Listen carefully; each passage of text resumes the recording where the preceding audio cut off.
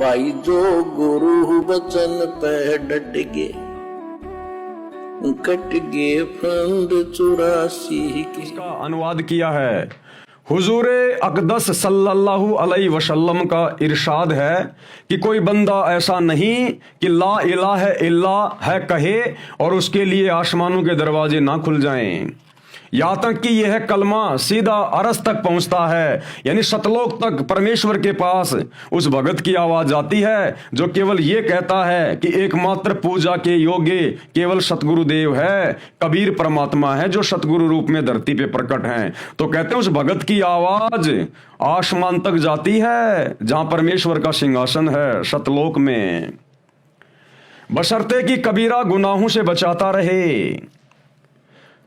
कितनी बड़ी फजीलत और कबूलियत की इंतहा है कि यह कलमा बराहे रास्ता अर्श मुअल्ला तक पहुंचता है, और यह अभी मालूम हो चुका है कि अगर कबीरा गुनाहों के साथ भी कहा जाए तो नफा से उस वक्त भी खाली नहीं।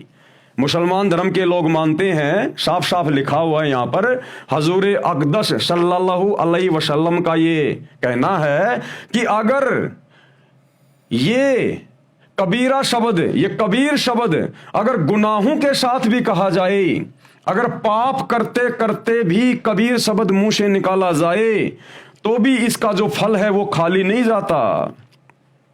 लेकिन यहां पर एक बात हम क्लियर कर देना चाहते हैं, ये बात तो परम सत्य है कि कबीर परमेश्वर का जो नाम है, ये जो कबीर नाम है, कबीरा नाम है, ये उनका मुक्ति का नाम है, ये सार नाम है, सार शब्द है। और ये परमेश्वर ने कह रखा है कि कबीर शब्द को यदि कोई वैसे स्वाभाविक भी मुंह से बोल देगा तो भी उसके पाप कर्म कटने शुरू हो जाते हैं। लेकिन मुसलमान धर्म के लोग आधी अधूरी जानकारी के तहत क्या कह रहे हैं कि अगर गुनाहों के साथ भी कबीरा नाम बोला जाए तो भी उसका फल मिलता है। बिल्कुल मिलेगा, लेकिन जो गुनाह तुम कर रहे हो उसकी सजा भी बराबर मिलेगी।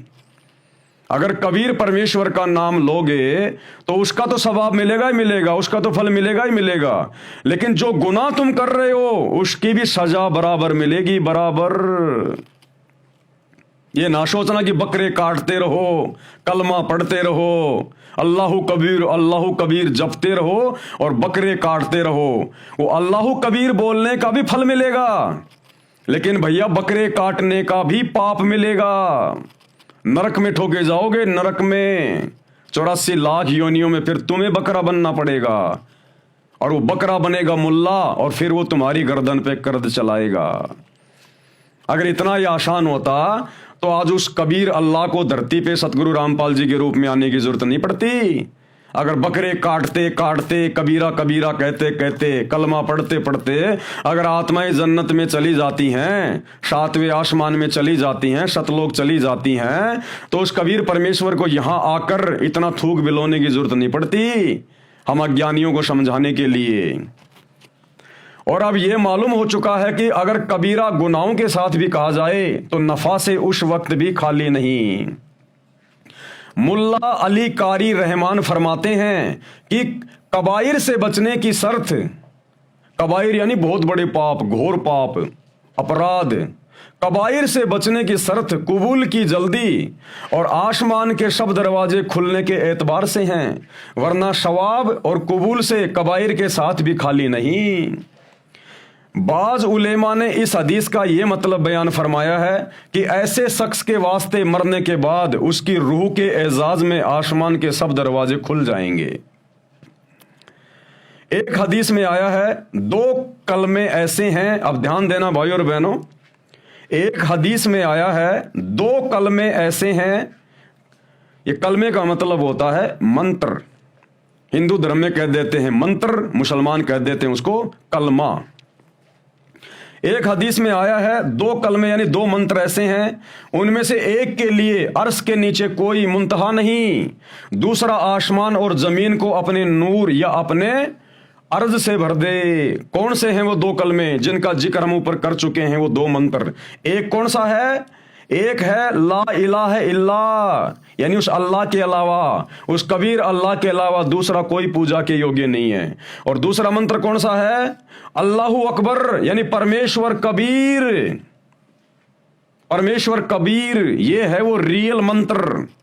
इस मंत्र को सतगुरु रामपाल जी से उपदेश लेकर विधिवत उनसे ग्रहण करके और उनकी प्रत्येक मर्यादाओं में रहकर आजीवन जपने से ही हम मुक्ति प्राप्त कर पाएंगे। उस परमेश्वर के दरबार में जाएंगे, सतलोक में अर्श के कुर्श पर जाएंगे। वैसे अल्लाह कबीर करने से, कबीरा कबीरा जपने से उस परमेश्वर के लोक के दरवाजे भी हमारे को नसीब नहीं हो पाएंगे। दरवाजे भी, हर चीज की एक विधि होती है, एक नियम होता है। फजाइले जिक्र यानी भाई और बहनों, मुसलमान धर्म के मानने वालों के लिए तो एक संदेशा है ही है।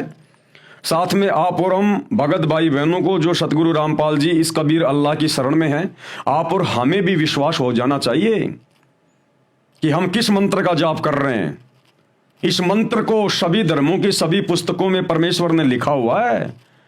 आज ये मुसलमान धर्म की पुस्तक पढ़कर हमें दृढ़ विश्वास होना चाहिए कि हमारे गुरुदेव भगवान ने हमें जो दीक्षा दी है, जो शिक्षा दी है, जो मंत्र दिए हैं, ये भक्ति के वास्तविक मंत्र हैं, जिनकी गवाही विश्व के प्रत्येक धर्म का प्रत्येक सदग्रंथ दे रहा है।